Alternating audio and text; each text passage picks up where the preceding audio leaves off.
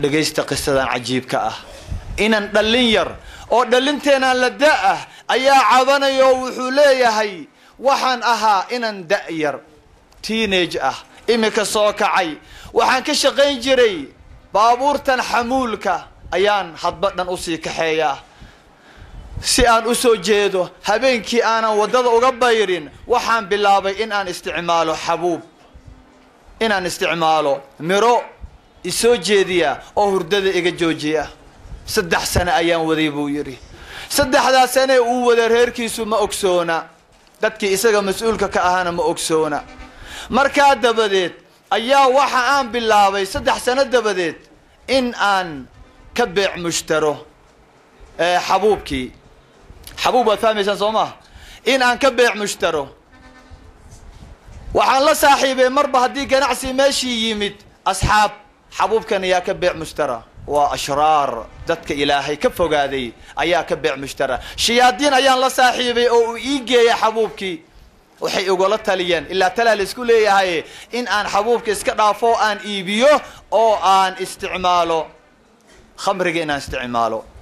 isaga ka wanaagsan oo aan soo jeedi karaa dadka qiimiga badan ee sharafka leh ay cabaane sidii baan yeelay laakiin in yar kadib waxaan isku dhacnay booliiskii traafigii saaqof baasha cabaya ma kaxayn karaayo gaari xabis baa lay dhigay dhowr sano dabadeed ciqaabtii markaan soo dhameystay ayaan soo baxay buu yiri aawi reerkiisii aawi ehelkiisii aawi ulul amrigiisii aawi qaraabadiisii cuqaashi agdeganeed aawi ee ka naxaysay tayib ninkii isaga ahaa wuxuu yiri markaan soo baxay waxa haddana gacanta igu dhigay oo isoo dhaweeyay xabiskii igu sugayay banaankiisa shayaadiintii dajaalintii ibare khamriga waxay ibareen heroin markaan aan bartay noloshaydii iyo dhiigaygii ay gashay ma ladii karayo ma seexan karayo ilaa aan jurca qaato ilaa aan qaato cirbad kamiye fiican ilaa aan qaato noloshaydii ayay gashay caafimaadkaygii baa baaba'ay jirkaygii baa daciifay xubnahaygii baa kala dibcay reerkaygii iyo ciyaalkaygii ayaan dayacay waan isbedelay buu yiri anigiyo dhan maalinba maalinka ka dambaysa waxa weeyaan qashinkan sii cunaaya aw ehelkiisii dajaalinta shayaadiinta ninkan ay gacanta ku qabteen war ma iyaga adduunka keenay uurka ma iyaga ku soo qaaday inanka dhalinta yar daada yar ee cabanaya 9 bilood ma iyaga uurka ku siday aaway hooyadii dhashay aaway aabihii koriyay aaway hooyadii 2 sano nuujisay aaway waalidkii intaa la soo ekaysiiyay aw waalidkii mas'uulka looga dhigay adduunka ubadka maxaad u dhashay soo adigu mas'uulka maahid ciyaalkaas siday ku heleen wiilkaaga ma iyaga kaaga dhow aaway naxariistii aaway damqashadii adoontii ilaahay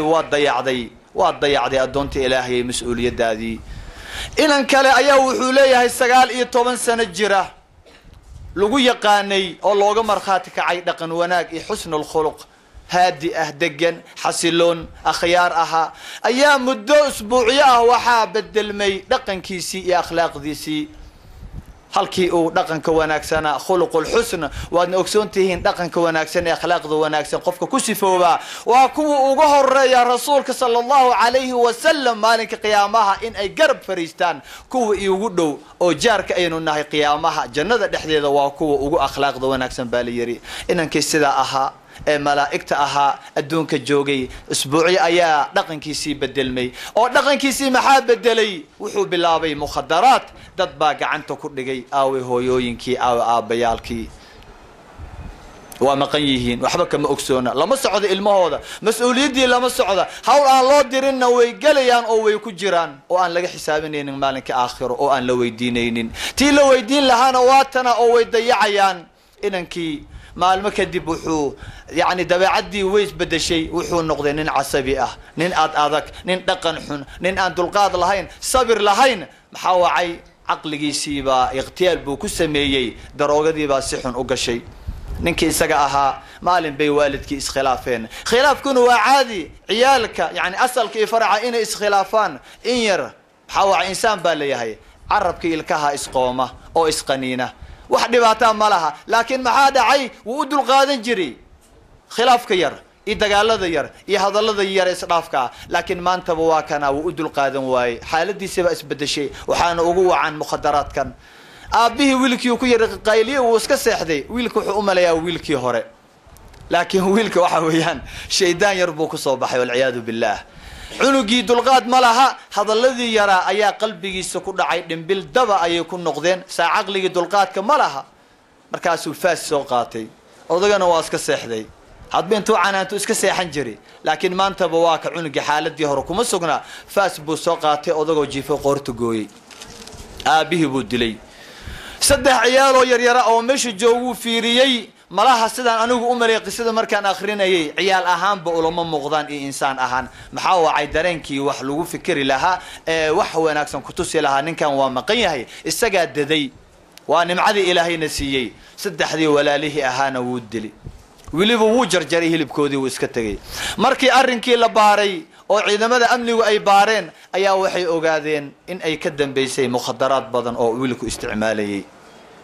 ilmaha aad u maleynaysaan ilmihiinu inay yihiin ee aad ka seexateen ee habeenkii waqti dambe idin imanaya la socda ilmihiina la socda